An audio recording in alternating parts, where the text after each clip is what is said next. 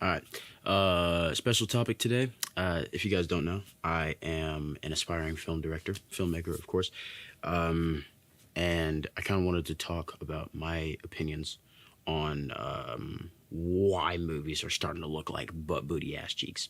So, yeah, let's get into it. So I got some notes here. Let's see. So, for one thing, the gray, brown, sludgy look. Now, this is more synonymous with like the big blockbusters, and specific examples that I can name are sadly Supergirl. That final battle is definitely something to look at. Never said anything good. But, okay, it doesn't look absolutely. Some of the shots are good. Some of them are good. Like the one where she's flying up. She's inside of the ship and she's flying up in the air, and the lens flare comes through the window, and then they push in. That's not a bad shot. I don't hate that. Or the one where she flies out of the water and then the sun, like she's healing herself from the sun. That looks fine. Then when she starts beating ass, then I'm like, it quite literally just looks like a sandstorm, a mud storm, a fucking flood of mud, a mud flood, okay? Like genuinely. And I get it. They were in a giant field of dirt. Fair. Why would you put it in that? Why would you make it so where it's that? And you could definitely make it look better. For one thing, they could have shot it outside. It was very obviously shot on a stage. It's hard to replicate outdoor lighting. I'll say that. That's why people like in the Brand New Day trailer, the first one, where Peter is putting on his mask, standing above the city, like on the skyscraper. People are like, oh, that doesn't really look right. And I get why. It looked fine to me, but I get why they were saying that, because if you really look at it, you can tell that it's just a big ass softbox trying to recreate, the even flat overcast day lighting, which is honestly, weirdly enough, that's kind of, in my opinion, that's the hardest kind of sunlight to recreate, because sure, you can diffuse as much light as you want. It's not going to look the same. It's easier. It's way easier to recreate a hard sunset or midday sun. Like it's way easier to do that, in my opinion. I've done it. I've done it. That's why every time I do like a green screen thing and it's outdoors and I want it is outdoors, I am going to light it to be sunny with hard light as opposed to smooth overcast. If I'm going to do that, I would just shoot it outside with the green screen, but still. Yeah. So another thing, like I was just talking about with VFX. So a lot of these big blockbuster movies are shooting as flat as they can, let alone in the camera settings, but like in the lighting settings, in the lighting standpoint too.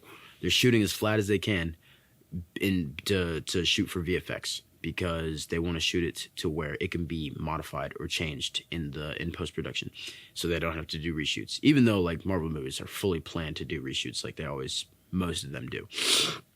Oh my god, I don't know why my nose is so running right now. So yeah. No contrast, bro. They don't crush the blacks anymore. That's why I'm really hyped for Brand New Day, because I remember I was watching that first trailer and I was like, some of it kind of looks like an indie fan film, kind of. And it was mostly, specifically, where I felt that was the shot where you see Spidey looking inside the tank and it's just an old woman there. And it looked it didn't really look like a big blockbuster movie. It kind of looked like something I could do, which is both appealing, but also kind of weird at the same time, but I really like it. And I'm a big fan of Destin Daniel Cretton's work in the MCU. I haven't seen any of his work outside of it, but so gotta be honest there.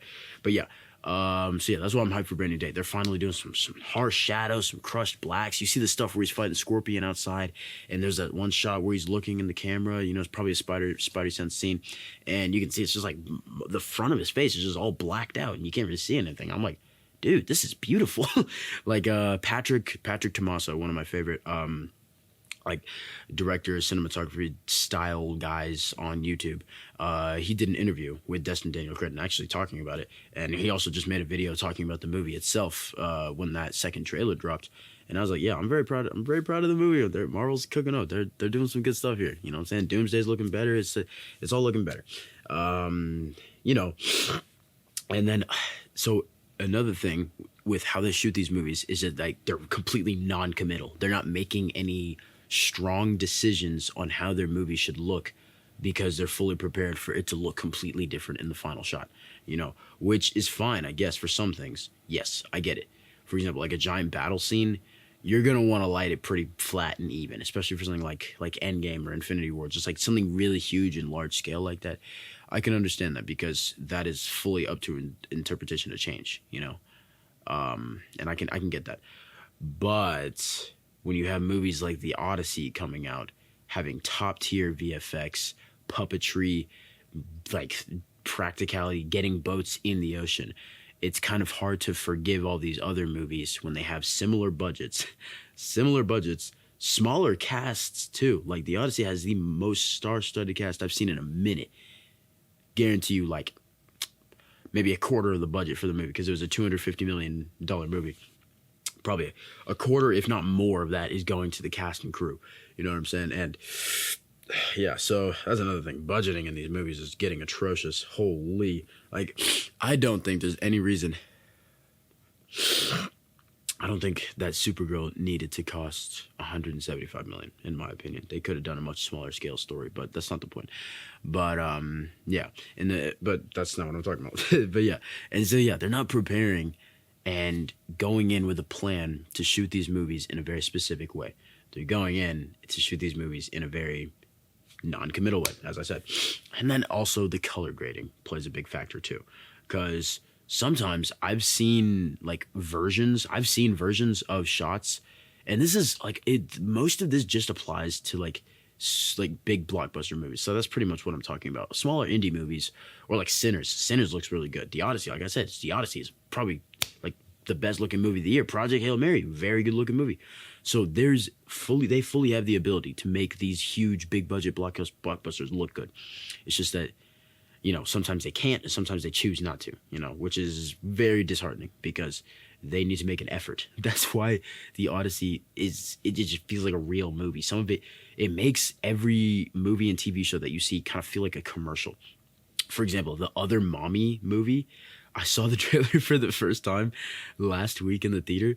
And when it started, I genuinely thought it was a commercial for mac and cheese. And I'm not the first person to say this. I think 3C Films, if you don't follow Chris, go follow me as a goat.